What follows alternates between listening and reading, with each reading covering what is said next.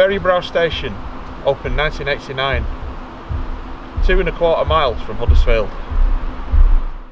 Reopened by British Rail after the original station closed on the 2nd of July 1966. Over 30 years later, the new Berrybrow railway station lies some 300 metres closer to Huddersfield.